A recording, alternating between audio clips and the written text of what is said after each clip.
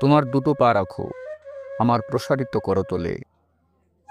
হাঁটু মুড়ে বসে তোমার পায়ের পাতায় চুম্বন করে বলি, ভালোবাসি। ভালোবাসা কি ভিক্ষার জিনিস? তবুও যখন রাজা তোমার কাছে তাই চায়, ফিরিয়ে দেবে তাকে?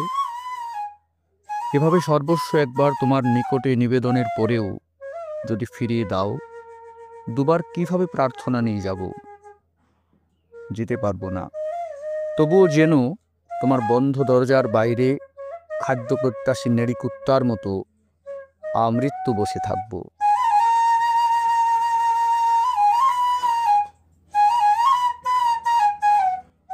ছেড়ে দিলে আমি কোথায় গিয়ে বসব? কোনো দূর মাঠের প্রান্তে, কোনো নদীর কিনারায় জলের দিকে মুখ করে, কিংবা পাহাড়ের গায়ে পাথরের নিচে বাবলার ছায়ায়। কি করব বসে বসে?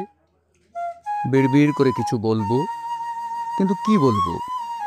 কি বা বলার আছে? কে শুনবে? কিছুক্ষণ কাঁদব, কিন্তু কোনো লাভ নেই জেনেও ছেড়ে দিলে আমি কি করব? একটা একলা আস্ত জীবন, জীবনহীন, নিঃসঙ্গ হাঁটতে হাঁটতে হাঁটতে পেরোতে থাকবো শূন্য পথের পর পথ। কোথায় যাব? কার কাছে যাব? এসব কথা তুমিও কখনো ভেবে দেখবে? ভাঙো আমাকে। না, আমার লাগছে না। অপমান করো আমাকে। না, আমার পাচ্ছে না। অবহেলা করো। না, আমার কষ্ট হচ্ছে না। যেভাবে পারো খেলো, যখন খুশি যা ইচ্ছে করো। আমাকে নিয়ে যা পারো, ঘাসের মতো ছেঁড়ো, মাটির মতো খুঁড়ো। একটা পড়ে থাকা অমসৃণ পাথর ভেবে তুলে নাও মুঠিতে, তারপর ছুঁড়ে দাও তোমার অগন্তব্যের অন্ধকারে। না, অভিমানে চোখে জল পড়বে না।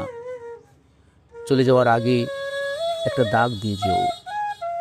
আবার ভাঙার ইচ্ছে হলে, অপমান করতে চাইলে এই চিহ্ন ধরে ধরে চলে এসো।